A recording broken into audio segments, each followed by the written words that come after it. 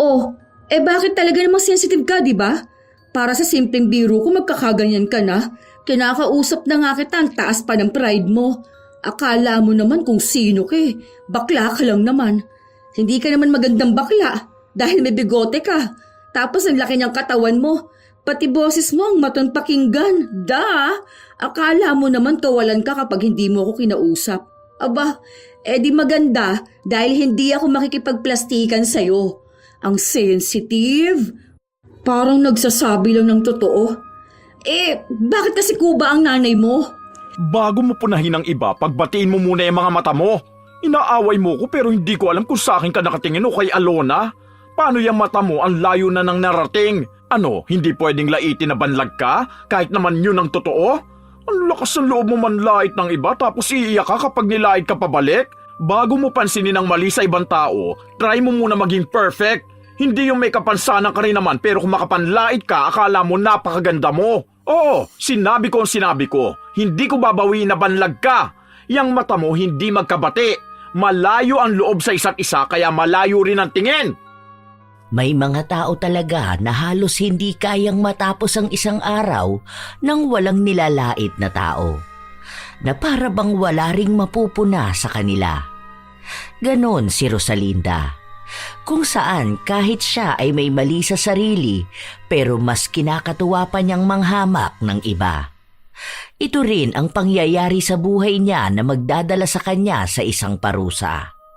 Magagawa niya pa kayang magbago o magiging kasangkapan na lang siya ng kanyang kasalanan patungo sa kadiliman. Be, tingnan mo yun. Ayun oh, yung nasa tawiran. Ayun, tingnan mo kasi yung tinitingnan ko. Paano ko makikita ang tinitingnan mo? Sa dalawang direksyon nakatingin ang mata mo. Lah, tanga ka ba, be? Ayun oh, iisa lang naman tao nasa tawiran. Diyan sa bilihan ng cat food. Tingnan mo yung babae na yon, yung nakakulay blue. Tingnan mo mamaya kapag naglakad siya. Ano, kita mo? Sakang no? Parang may nakabara sa kifi niya, kaya ganyan siya maglakad. Nakakulay red pang pants. Mukha siyang flies, gahagi. Hindi naman masyadong halata. Saka wala namang problema sa ganyan. Sa ganyan siya ipinanganak, anong gagawin natin? Hindi naman niya nakakaapekto sa buhay niya, sa trabaho niya o sa buhay natin. Seryoso mo naman masyado? Hindi mo kuha ang humor ko, be. Nakakatawa naman kasi talaga. Ewan ko, hindi kasi ako natatawa sa mga ganyan eh. Mahilig naman ako sa comedy pero hindi naman kasama dun yung panlalait sa pisikal na kalagayan ng isang tao. Pwede naman siguro magbiro pero yung nasa lugar lang din naman. Ewan ko sa'yo, ang pangit mo ka-banding. Sana nandito si Phil para naman may kasama akong pagkatuwaan ng mga tao sa paligid.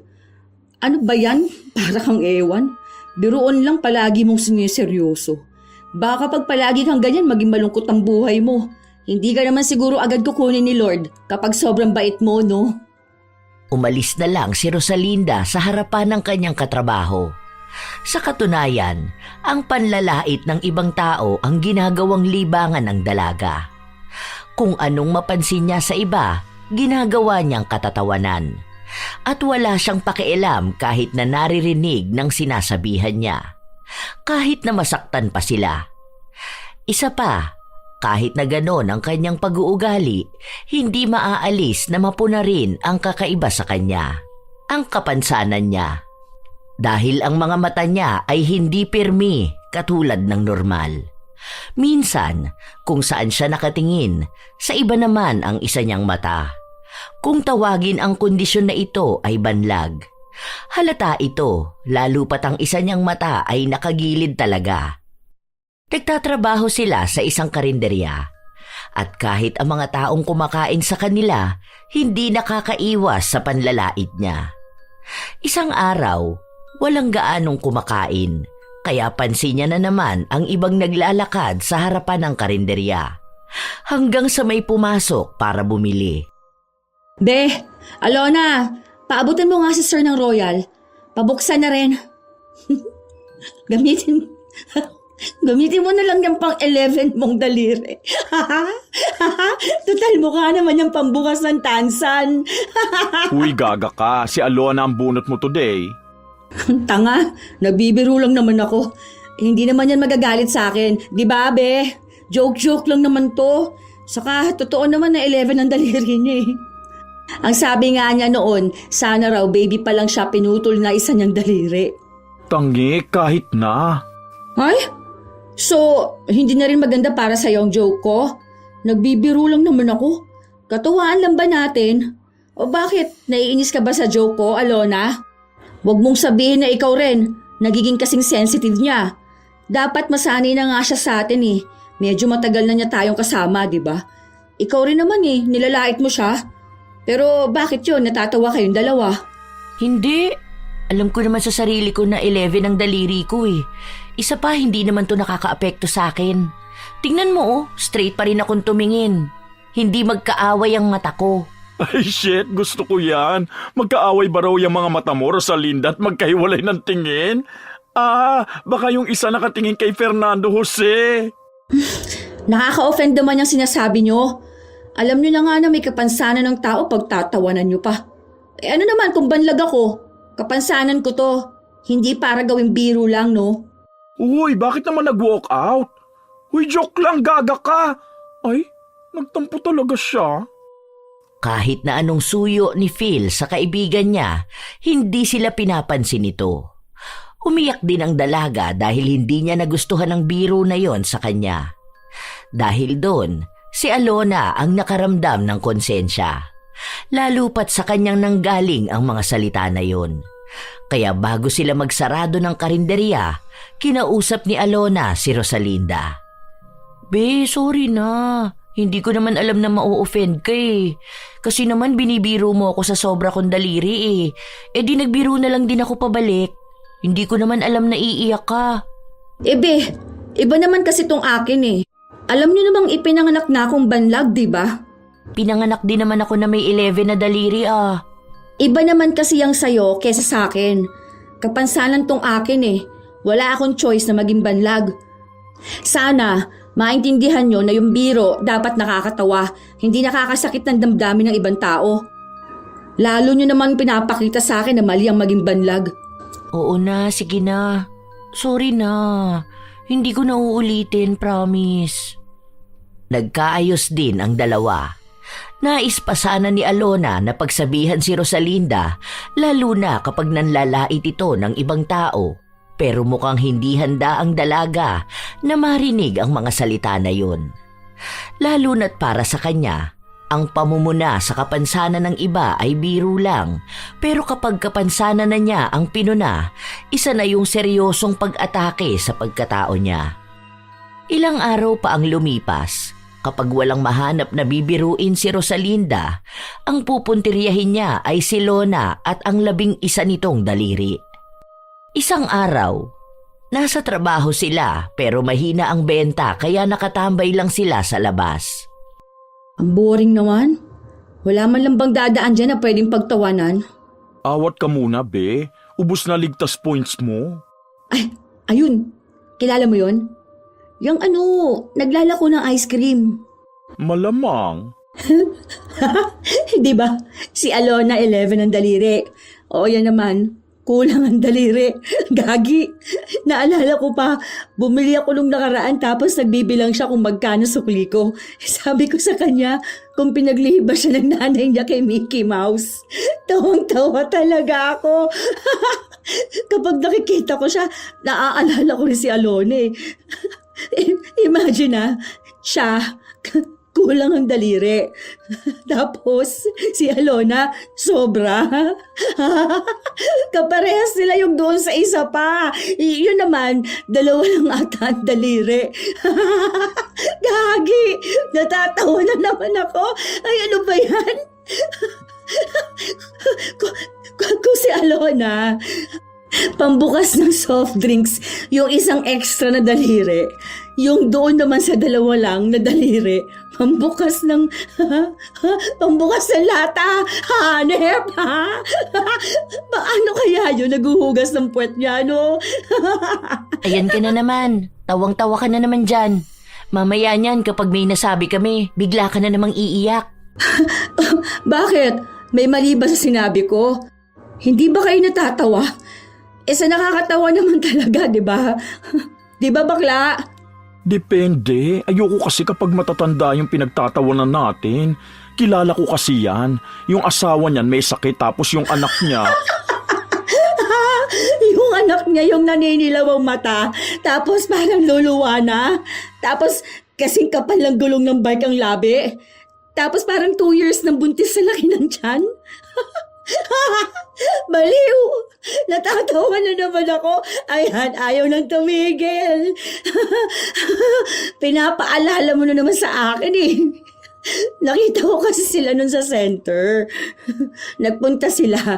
Tapos, nagulat ako dun sa bata na kasama niya. Mukhang tiyanak ang puta. Ang pangit gagi. Uy, wag kang ganyan. May sakit sa liver yung bata. Di, bumili sila ng liver sa palengke. Mura lang per kilo, may kasama pang puso. Huwag kang ganyan, Rosalinda. Hindi maganda yung pagtatawanan mo tapos gagawin mong biro. Iba yung joke sa pagseseryoso sa sakit ng tao. Kawawa naman yung mga yun eh. Isipin mo, kahit na may kapansanan si Manong nagagawa niya pa rin magtrabaho, hindi rin biro yung sakit ng bata. Ewan ko baka apo pa niya yun. Huwag ganyan, hindi nakakatuwa. Ano ba yan? Para naman kayong tanga eh. Hindi nyo ba alam kung anong ibig sabihin ng joke lang? Hindi ko naman pinagtatawanan basta eh. Sa nagbibiro lang naman ako eh. Ang sinasabi namin, inaayon mo rin naman sana ang pagbibiro mo. Hinahayaan na nga kitang laitin mo tong sa mga daliri ko. O pagtawanan yung mga taong naglalakad lang sa harapan mo. Kesyo piki sila, sakang, kesyo malaki ang noon nila. Pero wag naman sa ganyang kaseryosong bagay. Kung ikaw nga hindi natutuwa kapag sinasabihan kang banlag. Ay nako, nakakainis naman kayo. Pati itong sakit ko'y dadamay ninyo. Bakit? Dinamay mo rin naman yung sakit ng bata ah. Di hamak naman na mas malala yun. Dahil ang laking gastos para lang gumaling siya. O baka nga hindi pa sure kung gagaling siya. Joke nga lang, di ba? Mahina ba ang comprehension mo kaya hindi mo alam kung ano ang joke? Yan kasing hirap sa'yo.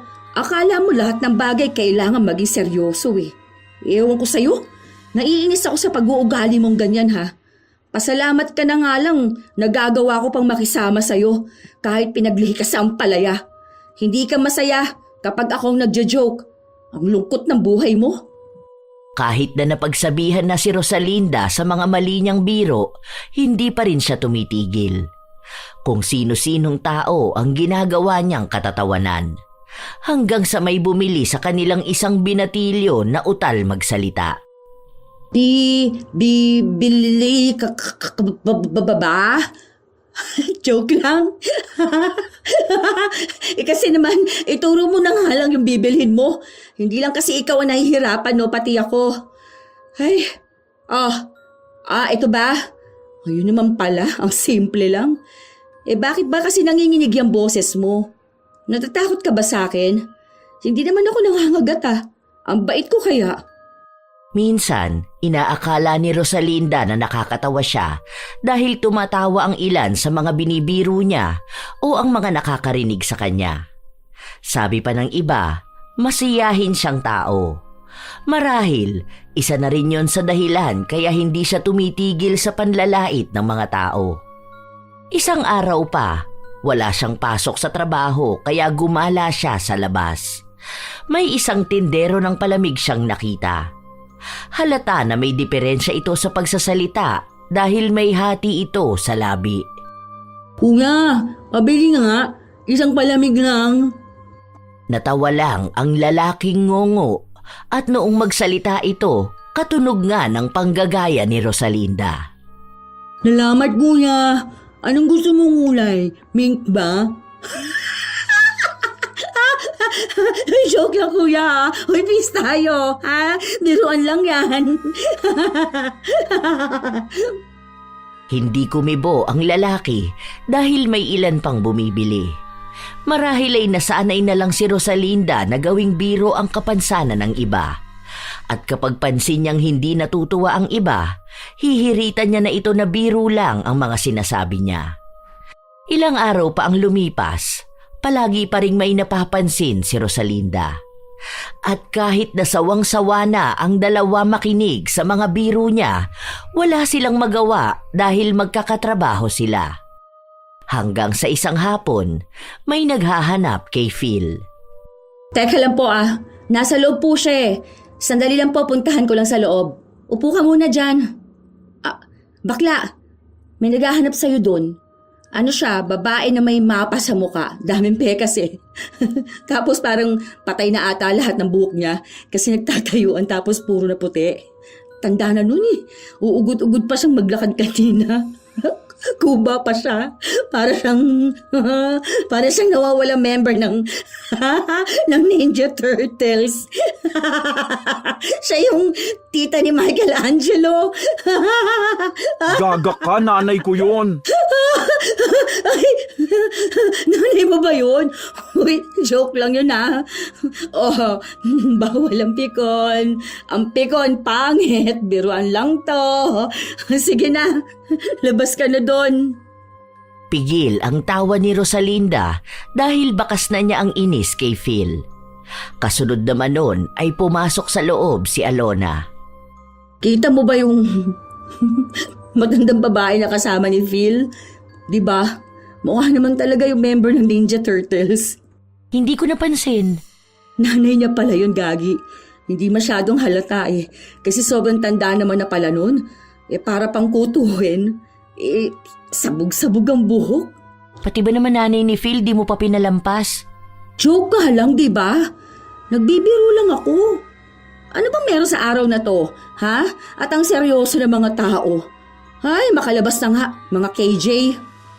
Natapos ang buong maghapon na hindi pinapansin ni Phil si Rosalinda. Kahit anong pagbibiro ng dalaga, hindi nakikitawa si Phil o kahit na direkta niya itong kausapin, hindi siya kinikibo. Dahil sa inaastang yun ni Phil na inisang dalaga, kaya si Alona ang kinausap niya. Bakit masyadong sensitive? Minamasama yung pagbibiro ko kahit na wala naman sanang problema. Anong walang problema doon? Ikaw kaya laitin yung mama mo. Sabihing nawawalang member ng Ninja Turtles. Gagi, hindi ko nga inaalala yung sa...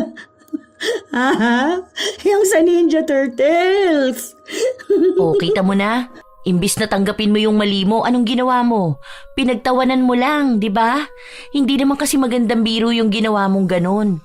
Nanay niya yun. Malamang masasaktan siya. Ano ba? Para sa ganun lang? Sensitive na bakla ka mo siya. Habang nag-uusap sila, hindi nila napansin na lumabas ng kusina si Phil. Baka sa mukha nito ang inis. Sensitive na pala yung ganun?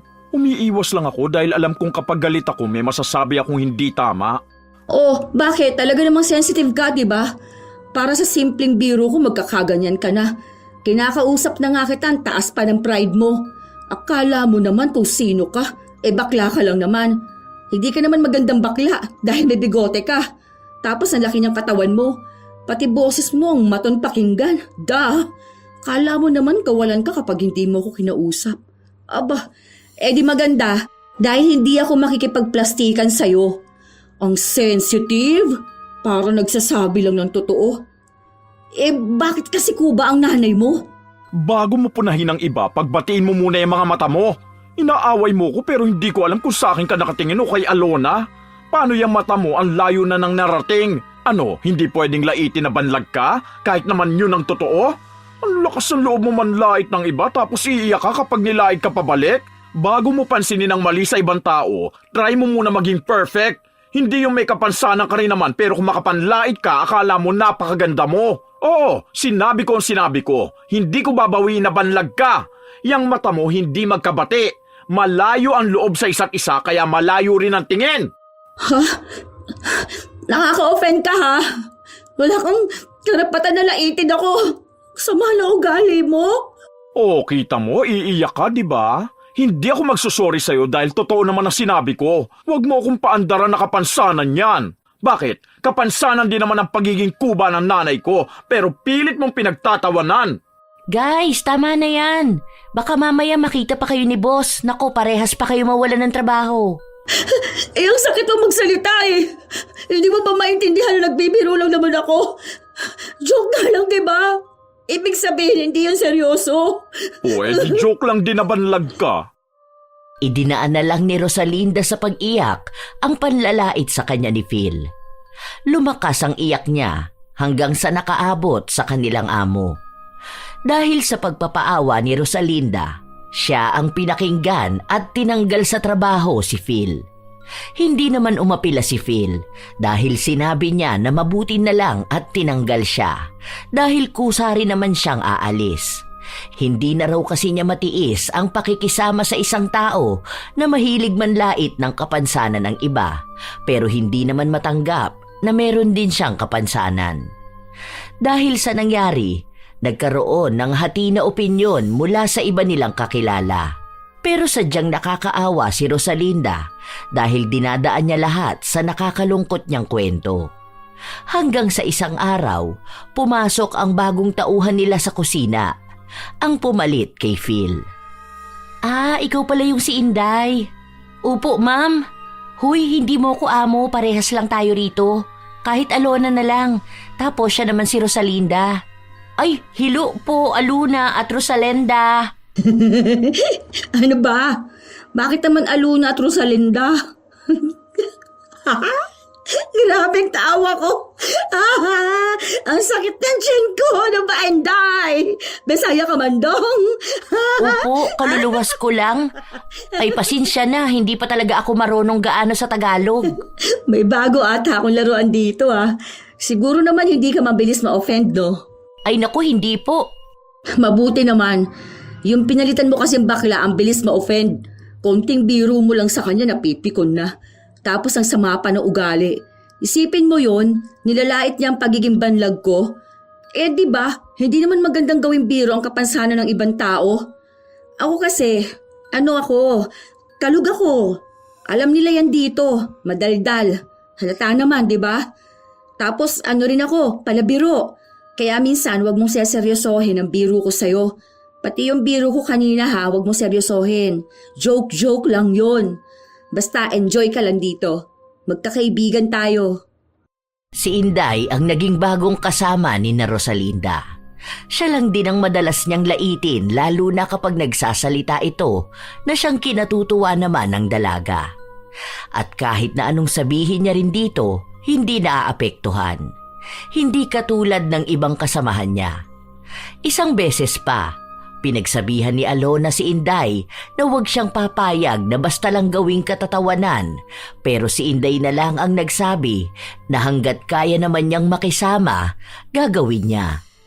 Kahit kapalit pa noon ay maging laruan ni Rosalinda. Isang araw, wala si Alona, kaya malaya si Rosalinda na lait-laitin lang si Inday. Be, feeling ko mayaman kayo. Hindi ka na dapat nag-work dito sa karinderye. Lo, hindi man kami mayaman. Wala naman trabaho ang tatay ko. Tapos, breadwinner ako. Breadwinner ang pota. Hindi. Pansin ko lang. Mayaman ka kasi may sarili kang airport dyan sa Nobo.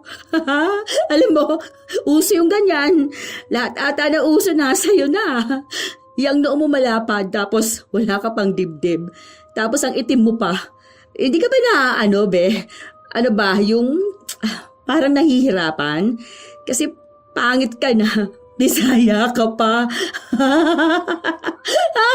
Totoo pala talaga na bagay magsuot ang mga Bisaya. Hindi naman. Huy, joke lang yun Baka mamaya damdamin mo naman ang maigi. Okay lang. Dili man ako madali mapikon.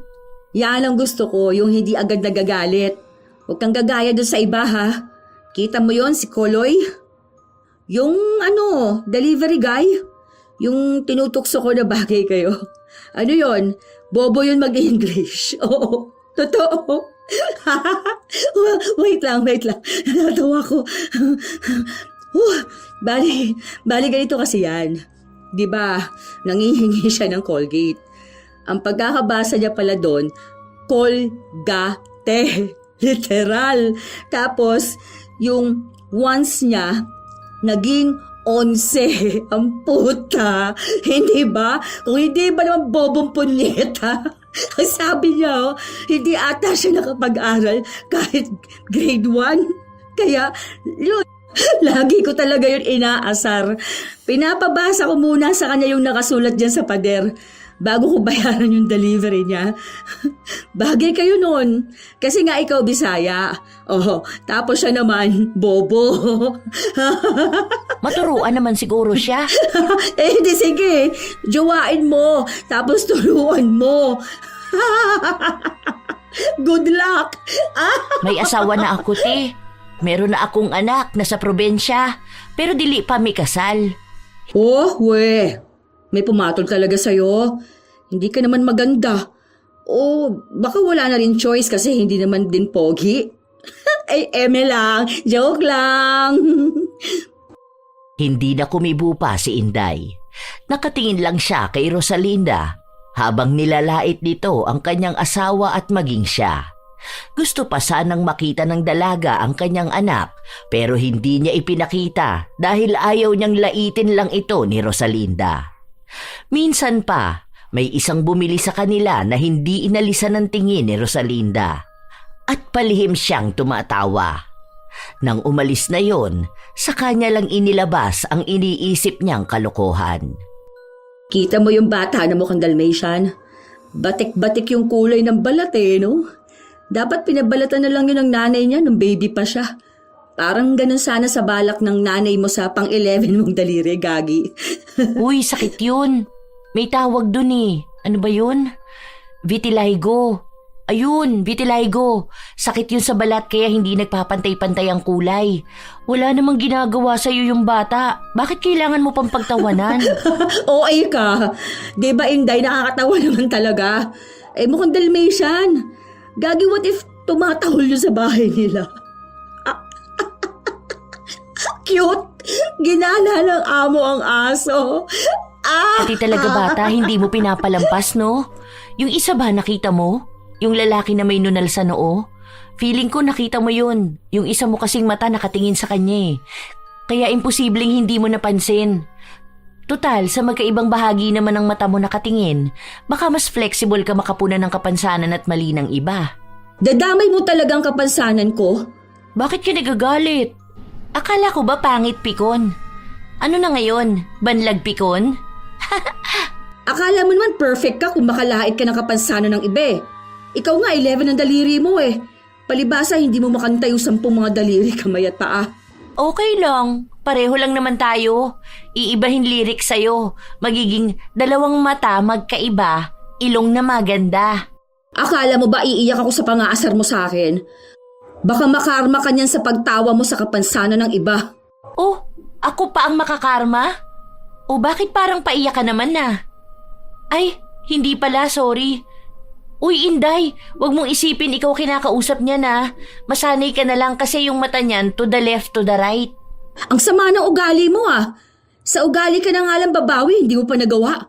Ay, te, 11 lang ang daliri ko pero maganda ako. Tingin ka muna sa salamin, andyan na nga sa gilid mo oh. Huwag ka dyan tumingin, dito sa kabila. Ay, nakatingin ka na pala doon. Yung isang mata mo nakaaway nung isa. Inis na inis si Rosalinda pero hindi niya maipahalata. Dahil alam niyang mas lalo lang siyang lalaitin ni Alona. Bago matapos ang kanilang trabaho, gumawa na naman ng drama si Rosalinda.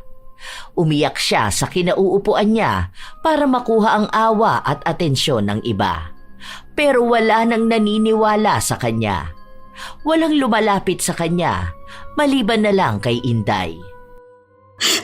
Hindi ba nila gets kung bakit gusto ko magbiro? Alam mo naman na ang panahon ngayon, sobrang daming problema sa mundo, di ba? Para na ba gumaan man lang ang pakiramdam natin? Tumawa tayo. Kaso wala Bakit na minamasama nila yun? Parang pinaparamdam nila sa akin ang sama-sama kong tao eh. Kahit na ang gusto ko lang naman, tumawa sila. Tapos anong ibabalik nila sa akin? Mga panlalait lang. Bakit? Hindi ba ako nakakatawa? Sabi ni Aluna, okay raman mag-joke, basta dili lang makasakit. Iwas ka lang sa offensive jokes ba? Minsan kasi, simple lang para sa imo pero para sa iba masakit. Pwede ba wag mo akong bisayain? Hindi kita maintindihan. Wala ka sa lugar din yun, no? Ano nga akala mo sa amin, Tito, mga aswang na maiintindihan ng pagbibisaya mo? Magtagalog ka. Ayusin mo, hindi yung ganyan. Ako yung nahihirapang kausapin ka eh. Basta ba wag ka mag-joke ng below the belt? Alam mo, okay ka na sana kausap. Kaso tigas mo magsalita. Kasing tigas niyang mukha mong oily at puro tigyawat. Kahit na ganon, hindi pa rin pumatol si Inday. Kahit na marami pa sana siyang nais na sabihin. Pansin niya rin kasi na kapag may nakakaaway si Rosalinda, hindi naman siya nakikinig sa mga sinasabi nila at ang ginagawa niya ay iniiyakan niya lang ang mga ito. Doon niya napagtanto na kaya pala walang ibang kumakausap kay Rosalinda ay dahil sa ganon niyang pag-uugali. Ilang araw pa ang nakalipas, noong walang pasok sa trabaho ang dalaga, napadaan siya sa lugar kung saan namamasukan si Phil. Hoy, dito ka na pala, Bax. Oh, musta naman work mo dito? Mura ba pa print ngayon? Baka naman may bawas pa oh. Kapag print, doon ka sa kabila, sa photocopy ako. Sungit mo naman, nagtatanong lang, hoy. Para namang hindi mo alam, di ba? Matagal nang ganito. Pero okay ba rito? Kunwari lang umalis na ako sa work ko. Ano, pwede ako mag-apply rito? Ano ba sa tingin mo? Hindi. Bawal dito mapanlait na banlag. Baka mamaya akalain ng mga customer iba ang ginagawa mo. Kasi sa iba ka nakatingin. Okay mo naman. Ayan ha, ikaw ang nangunguna. Kapag ako bumanat, baka mamaya umiyak ka dyan. Ay wow, ako pa pala ngayon ang iiyak. Sino kayang paawa dahil sa kapansanan niya kuno? Magpapaprinta nga lang ako, sungit mo. Sana sasantihin ka rin dahil sa ugali mo. Pumasok sa kabilang establishmento si Rosalinda. Habang nakapila siya para magpakuha ng litrato, nang sa kanya na natapat, binati niya pa ang lalaking kumukuha ng litrato at sinabi niya rito na maganda ang tindig ng lalaki pero mukha siyang matanda dahil napapanot na siya. Sabay tawa na siya lang ang gumawa. Nang tumayo na siya para kunan ng litrato, bumawi naman ang lalaki at sinabi na sa harap ang tingin at huwag kung saan-saan. Nakaka-offend ka, kuya ha? Mukha bang hindi ako nakatingin sa harap? Ano, may discrimination ba kayo sa mga customer ninyo? Hindi na ako magpapapicture. Irereklamo kita sa boss mo. Sama na ugali nito. Huwag mong pupunahin ang kapansanan ng iba ha? Galit siyang nagtungo sa isang trabahador at inireklamo ang inasta ng lalaki. Dahil pinakikiusapan siya nito, mas lalong gumawa ng eskandalo si Rosalinda na nakakuha rin ng atensyon ni Phil. Hindi naman ako papayag na pagsasalitaan ako ng ibang tao. Ano, okay lang na sabihin niyang hindi pantay ang tingin ko? Alam ba niya na pwede ko siyang kasuhan? PWD ako tapos gagawin niyang biro? Nakaka-offend yun kahit pa sabihin niyang joke lang, no? Sa susunod, ilugar ang biro, hindi yung nagiging katatawanan ng offensive jokes. Sa ikaw naman pala nanguna. Sinabihan mo siyang napapanot ang buhok niya ni hindi mo man lang inalam na nagkasakit yan. Naglagas ng malala ang buhok niya dahil sa stress. Ikaw iniintindi mo lang yung offensive para sa'yo eh, pero hindi para sa ibang tao. Gumagawa ka pa talaga ng eskandalo. Joke nga lang, di ba? Nagbibiro lang naman ako dahil napansin ko na ang taas ng hairline niya. Sa nagbibiro lang naman din siguro siya nung sinabi niyang tingin ka ng straight. Malay ba niyang banlag ka pala talaga? So talagang pinagtatanggol mo pa? Sige, magpa-file ako ng kaso. Di sige, kung may pera ka. Tapang-tapang mo, ikaw nga nangunguna. Daig mo pang bata na nangurot ng kalaro tapos ikaw ang unang umiyak. May tao pang matatanggalan ng trabaho dahil sa'yo. Kung ayaw mo mapuna ka ng iba, huwag ka rin pumuna. Kung nakikita mo na mataas ang hairline niya, hayaan mo. Kapag ba pinagtawanan mo ang hairline niya, mag-straight yung tingin mo? Hindi naman, di ba? Silang dalawa na ang nagtalo. Naglabasan ng mga hinaing. Kahit pa yung mga panahon na magkasama silang dalawa sa trabaho. Nang dumating ang manager, ang akala ni Phil ay mas kakampihan si Rosalinda. Pero nung timbangin ang problema, mas nakuha ni Phil ang pagkampi. Akala niya kasi ay dadaanin na naman ni Rosalinda sa paiyak-iyak niya at pagsabi ng kapansanan niya. Dinamdam yon ni Rosalinda, kaya nang magkaroon na siya ng pasok sa trabaho, sa kanya ikinuwento kay Alona. Alam ko na BFF kayong dalawa. Pero sana naman pwede mo siyang pagsabihan, di ba? Gets mo naman sana yung kapansanan ko, hindi ginagawang biro. Tapos yung manager nila, may manipis na kilay. Tapos bulagsak na ilong sila pa ang kinampihan. Wala naman atang alam sa batas yun. Manager kunulang ata yun Bobong puta. Dapat nagsorry ka na lang din dun sa may sakit. May dahilan naman pala kaya numipis yung buhok niya Gano'n naman kadalasan ng may sakit, tapos samahan pa ng stress. Kaya nga sabi ko sa'yo, huwag ka basta mamumuna ng iba o manlalait kasi hindi mo alam kung anong dahilan ba't sila nagkakaganon. Joke nga lang, di ba? Iba naman yung panlalait talaga, no? Kapag panlalait, hindi ako tatawa. Nakakatawa na joke yun Ewan ko bakit kailangan maging big deal. Minsan kasi may mga joke na hindi nakakatawa, lalo na kung nakaka-offend yun. Alam mo kung anong joke yun? Kung may kinalaman sa kapansanan ng isang tao. Katulad nung manang na maliit ang isang paa tapos hindi makalakad. Ang ginawa mo, ginagaya mo siya tapos pinagtatawanan mo. Sa pinanganak siyang ganun. Tapos yung isa pa yung madalas nakasama ni Ate Helena. Yung bata na putol yung isang kamay. Binibiro mo siya na kumaway siya gamit yung kanan niyang kamay. Wala nga. Naputol yun dahil na-aksidente sila tapos naipit yung kamay niya. Kaya ayun, kinailangang putulin. Hindi lang yan Minsan bigla ka magjo-joke tungkol sa mga magulang ng mga kakilala mo. Sa trabaho ng isang tao, yung nangongolekta ng basura. Tinatanong mo kung pinipilian niya yung basurahan para humanap ng pangkain nila ng pamilya niya. Tingin mo ba nakakatawa yun? Oo, kasi nga joke, di ba? Hindi yun joke. Hindi yun nakakatawa. Kung may ibang tao na tumatawa, hindi ibig sabihin, magandang biro yun. Tapos kapag ikaw naman ang binalikan, anong gagawin mo? Iiyak ka at magpapaawa? Matanda ka na kung tutuusin. Dapat alam mo na kung ano ang joke. Magkakaiba kasi tayo ng humor. Iba ang humor Hindi humor ang pag-down sa confidence ng iba dahil lagi mong pinupuna yung mga insecurities nila. Sa akin, puna ka ng puna na 11 ang daliri ko. Alam ko naman yun at isa yun sa insecurities ko. Si Inday, hindi lang yun kumikibo pero ramdam ko na naaawa na rin siya sa sarili niya. Isipin mo yun, ulit-ulitin mo ba naman ang pagtatagalog niya?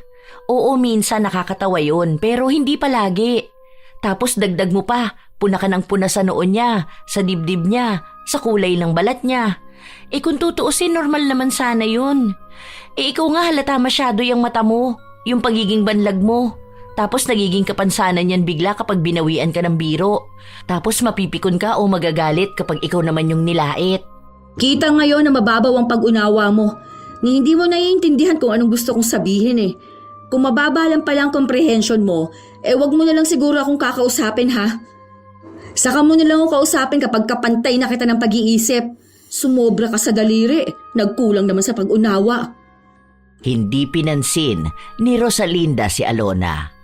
Pero para kay Alona, wala naman ding mawawala sa kanya kung hindi sila mag-uusap. Dahil wala namang ibang gagawin si Rosalinda kundi ang manlait ng ibang tao. Sawang-sawa na siyang pakinggan ito at pagsabihan. Habang wala silang ginagawa, nakatambay lang sa labas si Rosalinda kasama si Inday. Kita mo yung bumaba sa jeep? Kamukha siya ni Jollibee, no? Ang laki ng mukha. Ay, hindi ko nakita. Ano ba yan? Ang boring mo namang kasama. Dapat kapag ganito, maging alerto ka sa paligid mo. Doon mo kasi mas makikita kung anong itsura ng mga tao. Oo nga pala, kanina naririnig kita. Sino kausap mo sa phone? Si tatay ko. Tunay kong tatay ba? Bakit? May peke ka bang tatay? Meron, bagong asawa ni nanay. Bale, ang kasama ng nanay mo, stepfather mo?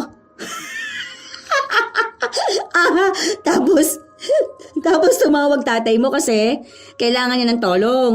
Help ba? Ganun. Narinig ko kasi. Dahil sa almoranas niya. Gagi, sakit siguro nun, no? Ano yun, kapag tatae siya, itutulak niya ulit pabalik almoranas niya?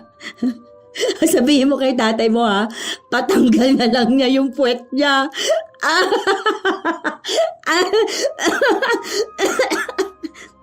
Hindi na kumibo si Inday dahil sakto na may pumasok na customer.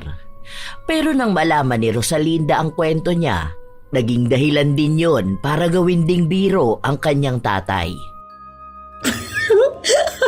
Hoy, Gagi, baka matulad ka doon sa tunay na tatay ni Inday.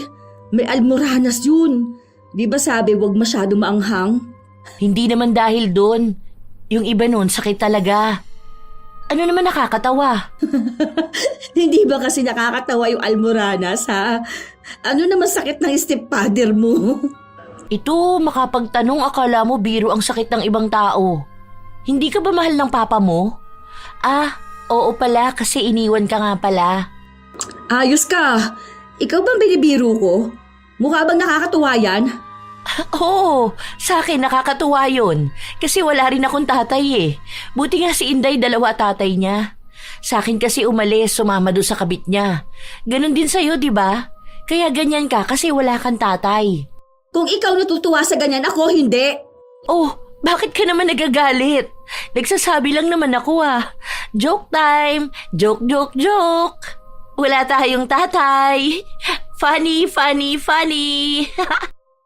Labis na kinainis ni Rosalinda ang sinabi sa kanya ni Alona. Pero wala namang ibang ginawa ang dalaga kundi sabihin na biro lang ito at sabay silang tatawa ng mga katrabaho at ng mga nakakarinig.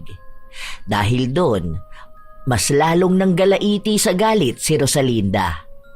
Ilang araw niyang hindi pinansin si Alona pero naging makulit naman si Alona at naging palabiro. Gagi! Ano nangyari sa mata mo, Rosalinda? Yung nasa east, parang merong kuliti. Uy, sino sinilip mo kagabi, ha? Ay, siguro yung macho dancer niyong kapitbahay, no? Sabi mo kasi nung nakaraan, butas yung pader niyo. Eh, di ba plywood lang yun? Hindi ka nakakatuwa. Gusto mo bang tumawa ko? Ewan ko. Eh, bakit sila natatawa sa akin? Magbukas ka ng soft drinks doon. Gamitin mo yung pang-11 mong daliri. Sige, ilan to? O, ilan to? Ay, dito ko pala nakatingin. Akala ko sa akin. Sorry. Ano ba? Akala mo kasi palagi nakikipagbiruan sa'yo eh. Nakakatuwa ba sa'yo na may kuliti ako, ha? Oh, bakit naman nagagalit ang person? Joke-joke nga lang, di ba? Hindi mo ba gets ang humor ko? Buti pa sila gets nila. Huwag mo nga akong kausapin. Hindi ako nakikipagbiruan sa'yo. Kahit na sinabi na yon ni Rosalinda, wala pa ring ibang bukang bibig si Alona kundi ang mga hindi nakakatuwang biro na lahat na lang ay patungkol kay Rosalinda. Sa paglipas ng mga araw, parehas silang nagbabawian ng nakakapiko na biro pero para kay Alona, wala lang yon dahil nakikita niya naman na mas natatalo niya si Rosalinda. Kahit na anong iba to sa kanya ng katrabaho, tatawanan niya lang. Pero iisa lang ang makapagpapaiyak kay Rosalinda, ang kalagayan ng kanyang mga mata. Isang araw, habang nasa banyo si Inday, nakalimutan niya ang kanyang cellphone sa counter kung saan kinuha ito ni Rosalinda. Sino tong nasa wallpaper niya? Siguro ito yung sinasabi niyang asawa at anak niya. Oh, kaya naman pala nakakilala ng lalaking magiging asawa niya. Ang songit naman din pala tulad niya. Halatang Bisaya, puta.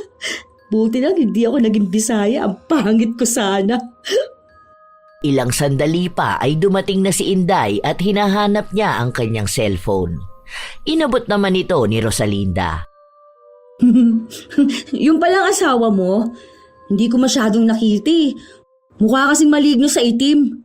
Ganun ba talaga kulay nun? Muntik nang mahiya ang uling sa itim eh. Baka, oy, mamaya, baka gawin pang gatong yan kapag nagluluto kayo, ha? Pati yung buhok, akala mo si Jose Rizal eh. Hanip! Napaglipasan ng panahon ng punyeta. Naglagay pa nga ng kulay sa buhok, parang batang hamog. Tapos yung bata na kalahati ng mukha, puro bagang. Yun ang anak mo, ha? Uy, cute siya, ha?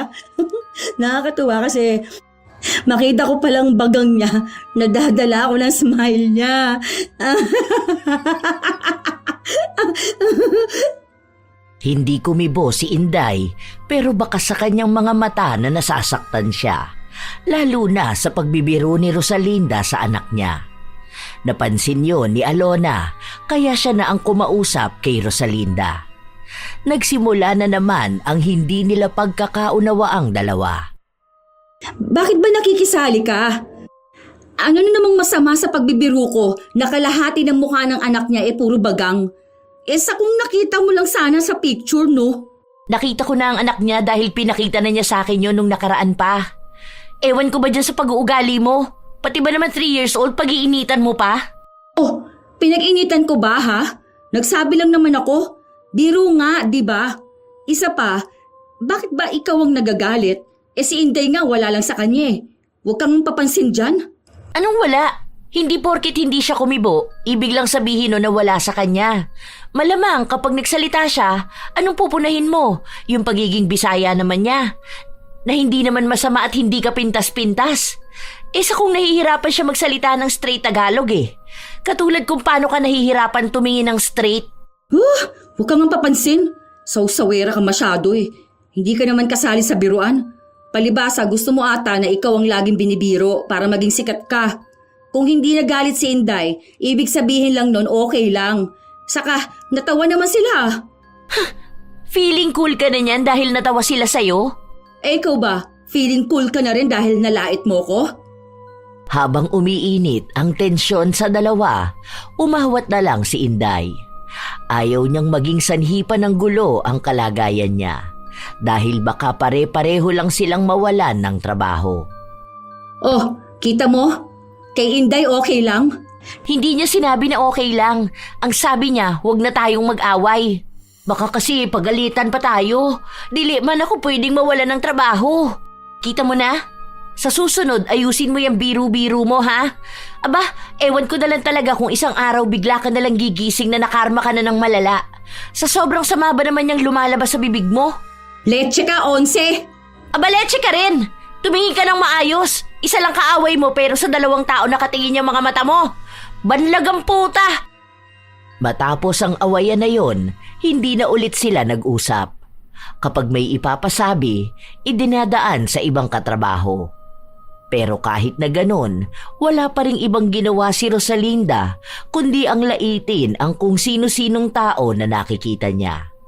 Wala siyang pakialam kahit na bata man ito o matanda. Kahit na anong karanasan nila, basta para kay Rosalinda kapag natawa siya, matatawa rin ang iba. Isang beses pa, malapit na silang umuwi lahat.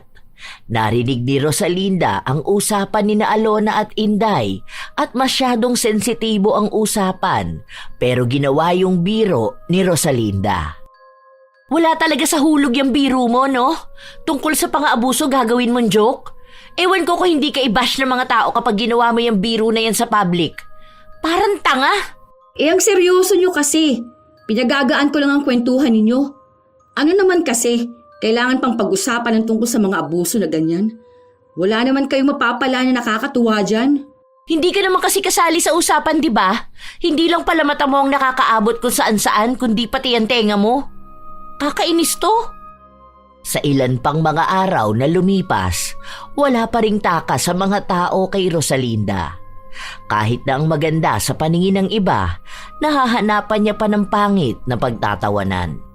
Katulad na lang ng isang batang babae na maganda at maputi, pero dahil pangu ito, ginawa niyang biro. Hoy, wow! Ang cute naman ng anak mo, mami. Ang cute ng ilong niya no? Ang liit, parang kamatis. Lakas ng dugo mo ha, in fairness. Natalo mong dugo ni Afam. Pero at least, nakuha naman ang puti. Hindi kumibo ang babae. Dapat ay bibili sila, pero umalis na lang. Halati, sayang ang customer. Sus, hindi yun. Nagbibiro lang naman ako pero sineryoso niya. Saka, afam ang asawa niya. Tapos, kakain sila sa karinderya. Alam ko na. Baka naanakan lang yan ng afam, no? Pokpoker siguro yun.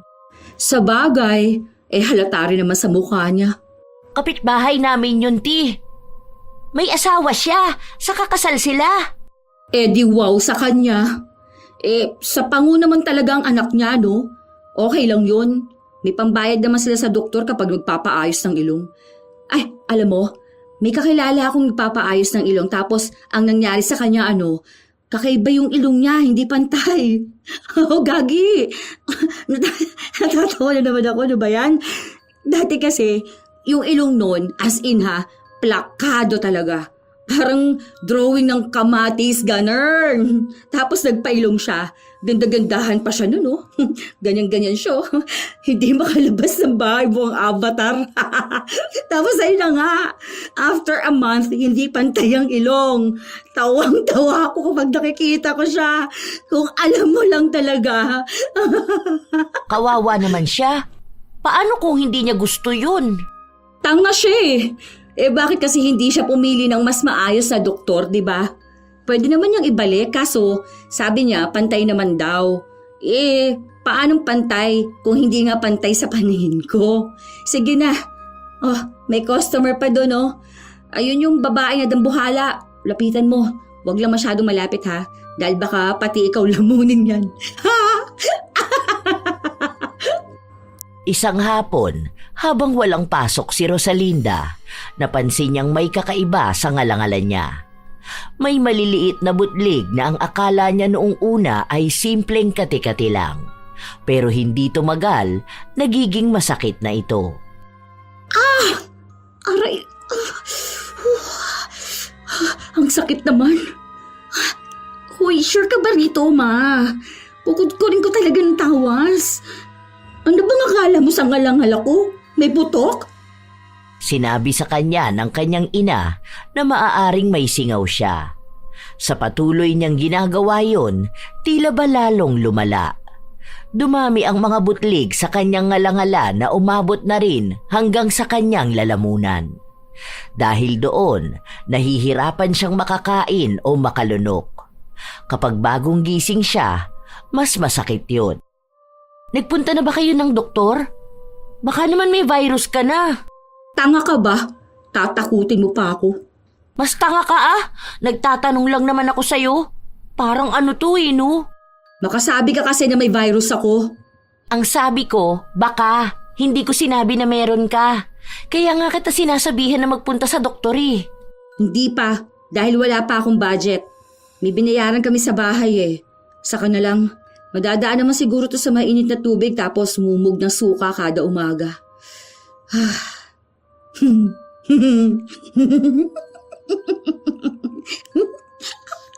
Pucha naman talaga. Ayan na naman yung sakang yung mukhang flies. Ayan, may napansin ka na naman. Kaya ka nagkakaganyan dahil sa ugali mo eh. Baka yung mga masasama mong sinasabi sa ibang tao nalulunok mo na. Ewan ko sa'yo, ganyan na nga yung ngalangala mo, hindi ka pa magbago. Ilang araw pa ang lumipas, palaging idinadaing ng dalaga ang nararamdaman niya. Pakiramdam niya madalas ay may tumutusok sa ngalangala niya at lalamunan. Nagpunta sila sa ospital, pero wala rin namang magawa ang iniinom niyang gamot. Halos 2 linggo lang, itinigil niya ang pag-inom dahil masyadong mahal ang gamutan niya at sa halip na gumaling ay mas lumalala pa. Isang beses pa, may nakapagsabi sa kanya na dapat siguro ay sa albularyo na lang siya lumapit. Pero hindi niya yon ginawa dahil iniisip niya na baka pagtawanan lang siya ng mga taong makakakita sa kanya. Dahil sino ba naman ang maniniwala sa mga albularyo? Isang araw, wala sa trabaho si Alona, kaya ang kasama lang ng dalaga ay si Inday. Be, di ba probinsyana ka? Ano yun? Naniniwala ba kayo sa mga albularyo? Oo, te. Marami nun sa amin. Bakit? We, sige nga, marunong ka ba? Try mo ang alamin kung anong nangyayari sa akin.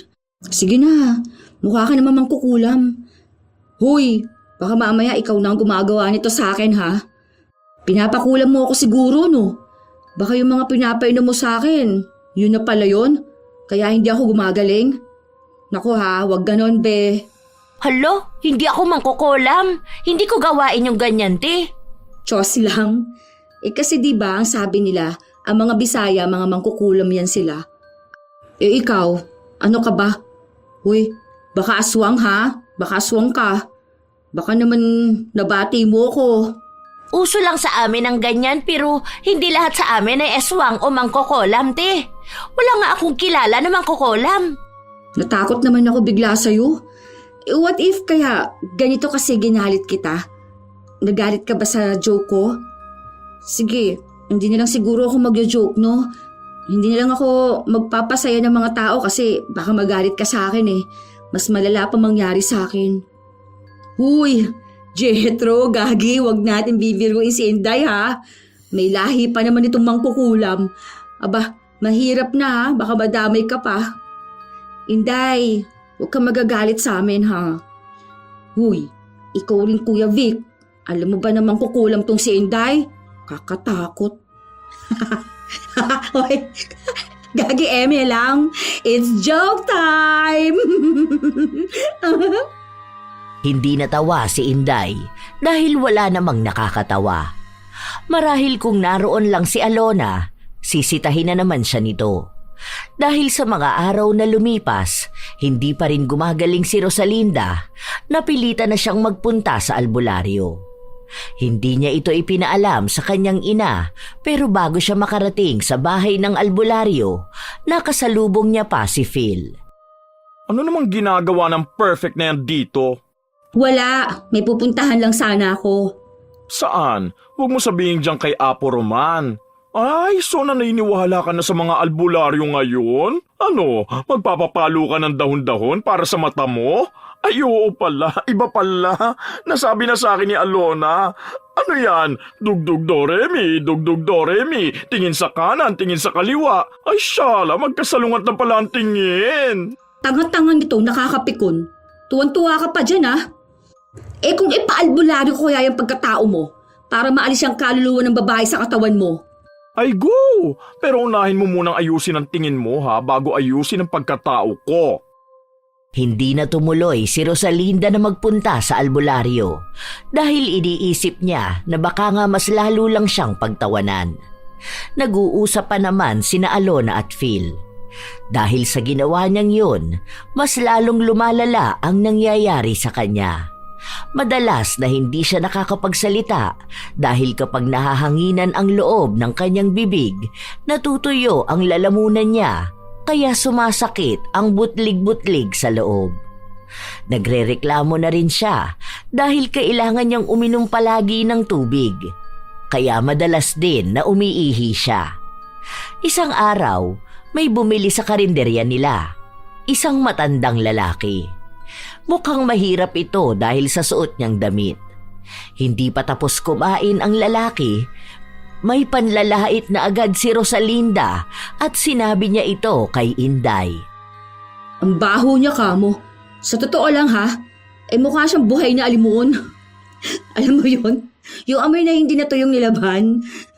Ganong amoy niya. O kaya yung mga amoy na mga nabasang tuta. Tapos, kalalaking tao ang haba ng buhok, Hindi ba yan naliligo? Ang lagkit niya kayang tignan. Mukha siyang maasim Ano kaya yun? Hindi kumibo si Inday. Nagpatuloy lang siya sa kanyang trabaho. Nang dumating na ang panahon na hindi na talaga kaya ni Rosalinda ang nangyayari sa kanya, lumapit na siya sa albularyo. Pasalamat na lang siya dahil hindi niya nakita si Phil. Pero laking gulat niya matapos na makita na ang lalaki na nilalait niya nung nakaraan lang ay ang matandang albularyo. Hindi niya kasi yun kilala at yun din ang unang beses niyang lalapit sa albularyo. Maraming tao. May pila pa, kaya pinapanood niya ang ginagawang panggagamot ng matandang lalaki. Ano raw kaya yun? Bakit naman ipapakulam yung lalaki na yan eh? Ang pangit na nga niya. Imposible naman na may nagkakagusto pa sa kanya, no? Ito kayang susunod. Ano kayang problema niyan? Baka yung nguso niya. Kasi mas nauna pang makalapit sa albularyo kaysa sa katawan niya. Nakausli yung ngipin ng puta. May kapalit na pala si Alona. Pwedeng pambukas ngipin nito ni ate, oh. Ayos. Ayos din na pamputol ng alambre ang punyeta. Saka, ganyan paggawain ng albularyo. Mukha siyang tanga, ha? Sino ko yung binubulungan yan? Hindi natatahimik si Rosalinda. Tuwing may susunod sa pila, wala siyang ibang ginawa kundi ang matawa. Hanggang sa siya na ang susunod. Ano lang ha, chill lang, ganon. Baka mamaya maging OA ka rin dyan katulad dun sa ginawa mo sa kanila kanina. Nagalit sa kanya ang albularyo at sinabi sa kanya na hindi siya nakikipagbiruan. Kung gusto raw ni Rosalinda ng kalaro, umalis na raw siya dahil ang dami pang tao na nakapila. Huwag niyang gawing katatawanan ang ginagawa niya dahil kung hindi naman pala siya naniniwala, ibig sabihin, hindi rin siya gagaling. Joke nga lang, di ba? Ang seryoso mo naman masyado. Sige na, okay na. Check mo na sino mang kukulam ang gumawa nito sa akin at kakalbuhin ko siya. Bilis! Mas lalong nagalit sa kanya ang albularyo at sa halip na tulungan siya nitong gumaling ay pinaalis siya. Sinabi sa kanya na hindi ibang tao ang may problema kung gano'n ang nangyayari sa kanya, kundi siya mismo. Mas mainam daw na tingnan niya muna ang sarili niyang pagkakamali bago niya makita kung sino ang gumagawa ng mali sa kanya. Dahil kung hindi niya babaguhin ang kanyang ugali, ibig lang sabihin nun ay ayaw na rin niyang gumaling. Di wow! Inis na umuwi si Rosalinda. Mas lalo niyang ininda ang sakit na nararamdaman niya. Gusto pa sana niyang maghanap ng susunod pang albularyo pero naisip niya na baka wala lang din silang magawa. Na baka ang mga albularyo ay gawa-gawa lang ding trabaho ng mga taong tambay, na pineperahan lang nila ang mga mapagpaniwalang mangmang na tao. Dahil sa nangyayari sa kanya, napapadalas din na hindi siya nakakapasok sa trabaho. Kinausap na rin siya ng kanilang amo na kung hindi niya aayusin ang kanyang trabaho, mapipilitan na silang tanggalin siya at humanap ng iba. Isang tanghali, sobrang init ng panahon. Nagtitiis ang dalaga sa pwesto niya at halos maiyak na siya sa sobrang sakit ng kanyang ngalangala at lalamunan. Be, extra rice dagdag mo dun sa... Huy, ano nangyayari sa'yo dyan? Bakit ka umiiyak? May masakit ba sa'yo? Oo, sobrang sakit talaga ng lalamunan ko eh. Be, check mo nga tong sangalangal ko. Ano ba? May sugat ba? Sobrang hapdi talaga. Hindi ko na kaya. Ang sakit sobra. Bakit kasi natutuyo? Sabi kasi sa'yo huwag ka na muna masyado magsalita eh. Pwede ka naman magpapalit ng pwesto kay Inday. Doon ka na lang muna sa kusina. Paano? Sinabi na nga na bawal matuyuan, hindi ka naman natitigil sa pagkwento mo. Pwede ka namang hindi magsalita. Pwede naman sana na hindi ka mag-joke eh. Ang tigas kasi ng ulo mo. Hindi ko naman kasi kayang hindi magsalita eh. Pwede yun kung hindi ka lang pupuna ng ibang tao. Baka kasi karma mo na yan. Oh, iiyak pa lalo. Bahala ka dyan. Ikaw rin naman ang mawawalan ng trabaho kapag nakita ka ni boss. Tandaan mo, may warning ka na. Aba, hirap na ulit niyan makahanap ng work, no? Baka hindi ka pa makapasa sa medical. Hindi naman pwedeng wala akong trabaho. Paano naman ang buhay namin? Wala naman akong ipon eh. Yun na nga. Sundin mo na lang ang sinabi ko. Magpa-request tayo na palit na lang kayo ni Inday. Siya na lang dito kasi maayos naman magsalita kahit na minsan matigas o malambot iba niyang salita. Kesa naman sa'yo, konting salita lang tuyo na ang lalamunan. Ano naman mapapala ko sa loob ng kusina? Sila lang makikita ko. Yun, lumabas din ang totoo. Na kaya gusto mo rito dahil marami kang taong nakikita, no? Marami kang pinagtatawanan at ginagawang biro ang mga kapansanan nila. Gusto mo naman pala yan eh. Sige, hayaan mo na lang ang sarili mo na magkasakit ng ganyan. Kaya ka pinapalayas ng albularyo eh. Imbis naghagaling ka na, ikaw pa tong masama ang ugali. Masama ba ang ugali ko? Ano bang gusto mong sagot? Yun bang totoo o yung kaya ng damdamin mo? Kasi kung yun totoo, oo, masama ang ugali mo. Sasamantalahin ko na to ha, total nagtanong ka naman na. Unang pasok ko pa lang dito, ang tingin ko na sa'yo, laitera ka na dinadaan mo sa biro. Alam mo, hindi naman masama ang maging funny o maging kalug na tao. Yung gusto palagi ng comedy, gusto palagi may nakakatawa. Pero nilulugar yun, be. Hindi yung nakaka-offend na joke. Ikaw kasi, kahit na batang may sakit, pagtatawanan mo. Kung anong itsura ng isang tao, pagtatawanan mo. Siguro normal naman sa tao minsan na maging mapanglait, di ba? Lalo na kung totoo naman. Like kung pangit talaga, kung mabaho talaga. Pero hindi sa lahat ng oras, ha? Kung may sakit ang isang tao, imbis na hayaan mo o unawain mo, hahanap ka ng paraan kung paano tatawanan. Nito lang nakaraan, may isang matandang babae na kumain dito tapos 'di ba? Putol yung paa niya kasi nga naoperahan siya. Tapos anong ginawa mo? Pinagtawanan mo pa. Ginagaya mo pa yung lakad niya tapos hahagalpak ka. Mali yun. Kasi una sa lahat, hindi ka perpekto. May kapansanan ka rin na kapansin-pansin. Tapos kapag ikaw naman ang inasar, ayun, iiyak ka. Magagalit ka.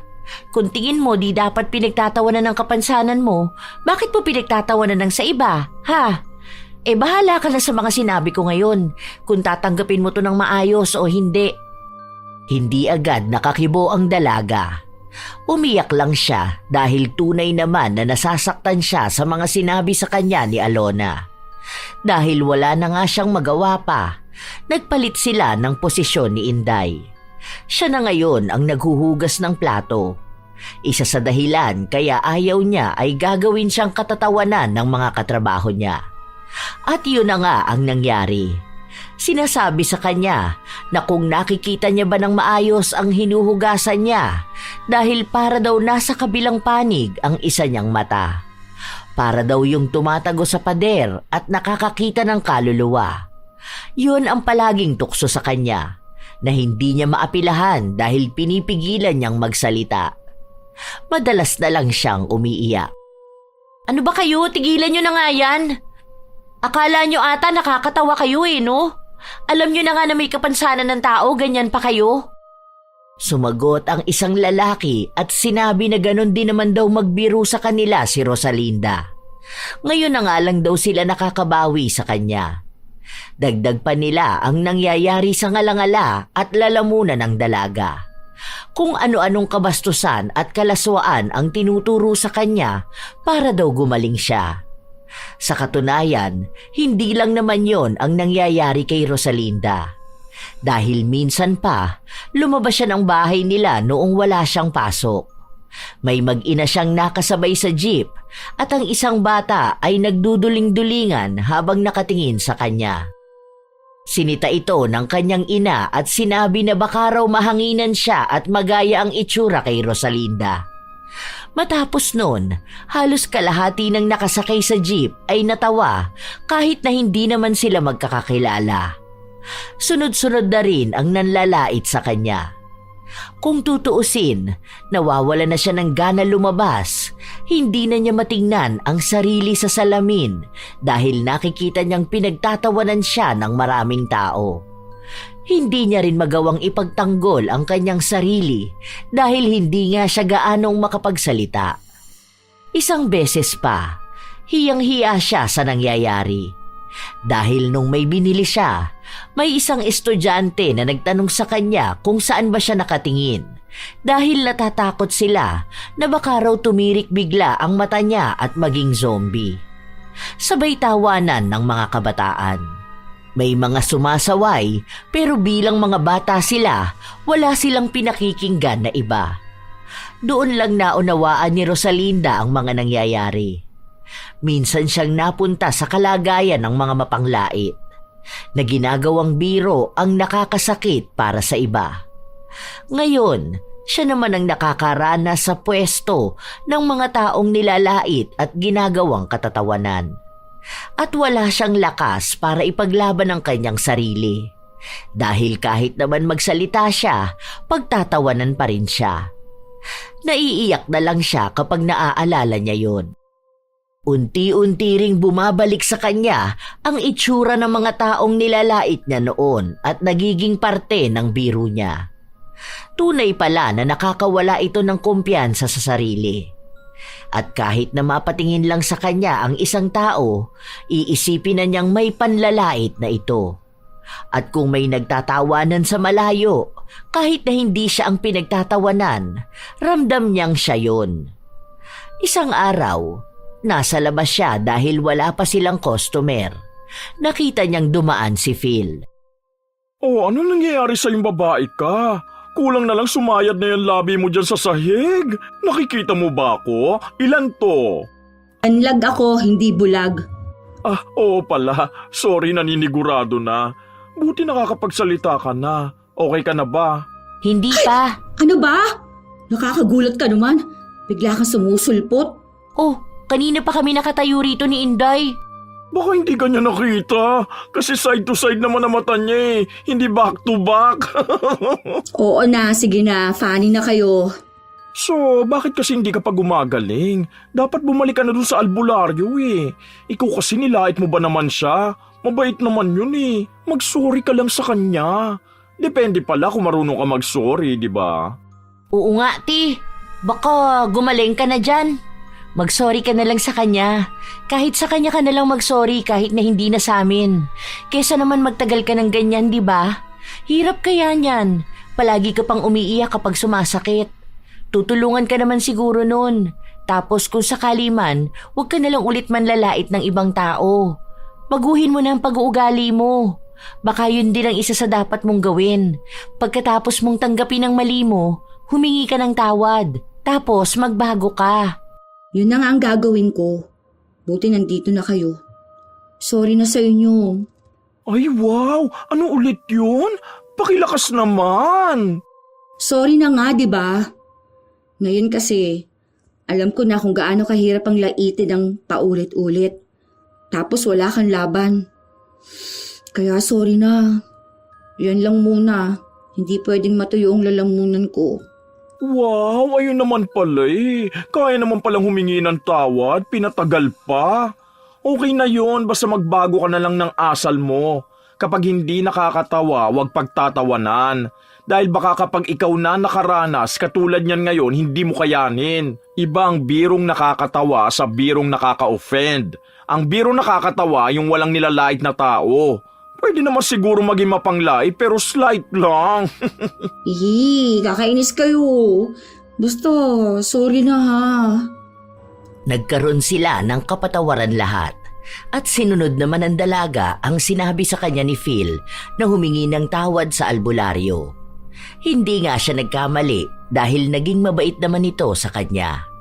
Sinabi sa kanya na may taong nagpakulam sa kanya. Pero naagapan naman daw yon dahil natalo naman ang mangkukulam. Ilang linggo rin ang inabot bago gumaling ang dalaga. Kung saan nasanay na siyang palaging tikom ang bibig.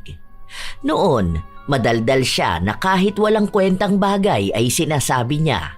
Pero ngayon, nagsasalita na lang siya kapag makabuluhan ang sinasabi niya. Kapag may nanlalait sa kanya sa pagiging banlag niya, natuto na siyang yakapin ang pagiging iba niya. Hindi na siya madaling masaktan at hindi na rin siya nananakit ng ibang tao. Bago sila matapos sa trabaho, kinausap ni Rosalinda sina Alona at Inday. Humingi siya ng tawad sa mga ito. Wala na yun, te.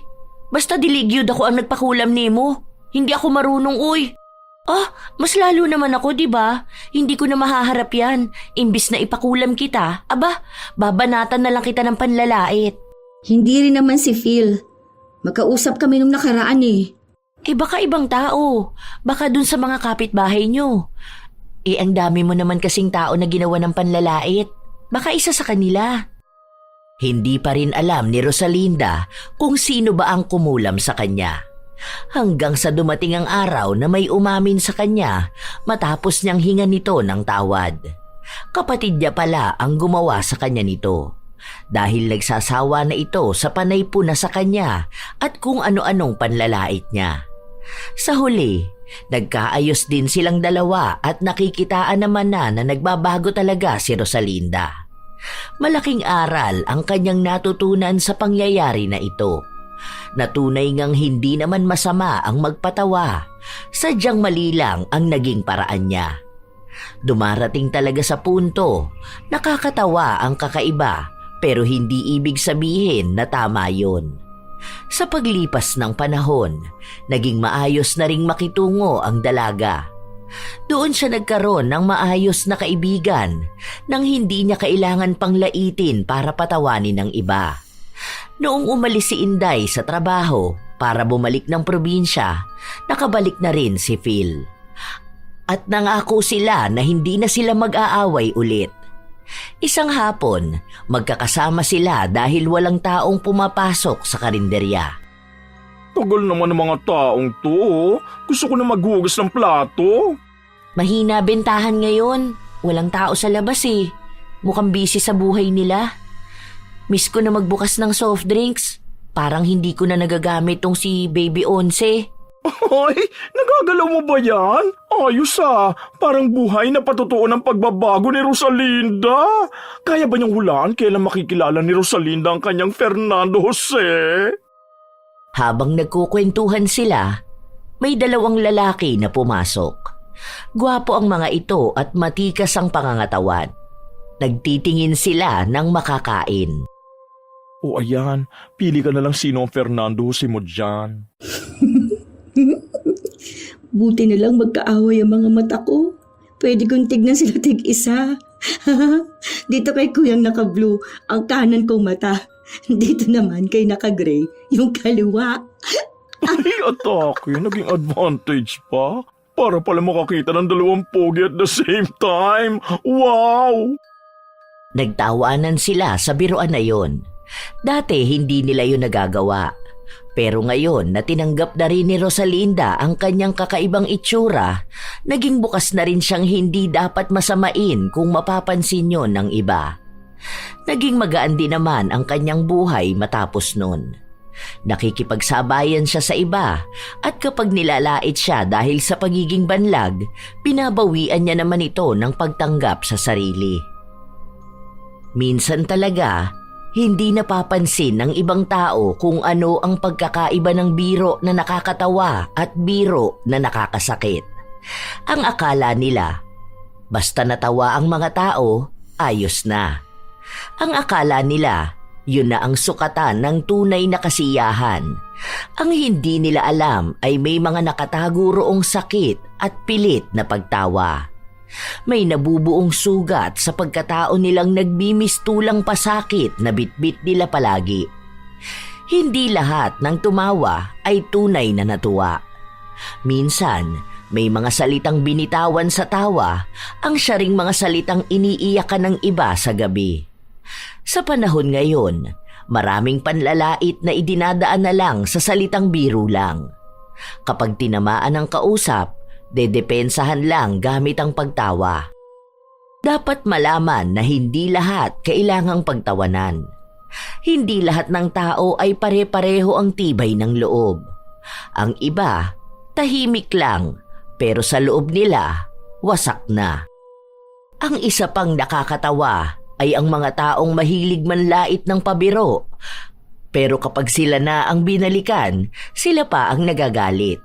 Mabilis mapikon. Kapag sila ang ginantihan ng parehong klase ng biro, bigla na lang silang magiging emosyonal, kahit na gano'n naman ang kanilang ginagawa. Hindi nila matanggap dahil tunay naman na masakit. Tandaan na lang na bago magsalita, bago magbiro, isipin muna kung may tinatamaan ba. Hindi mo kailangang gawing katatawanan ang itsura ng iba, ang kapansanan o ang pinagdaraanan nila para lang mapatawa ang iba. Ang tunay na nakakatawa ay yung walang tinatapakang tao, yung biro na nakakapagpasaya at hindi nakakapagpahiya. Kayo ba mga apo, naranasan nyo na rin bang mapahiya ng iba at sasabihin na nagbibiro lang sila? At sana wala sa inyo ang maging dahilan ng pagkakalugmok ng iba dahil sa ginawa silang katatawanan.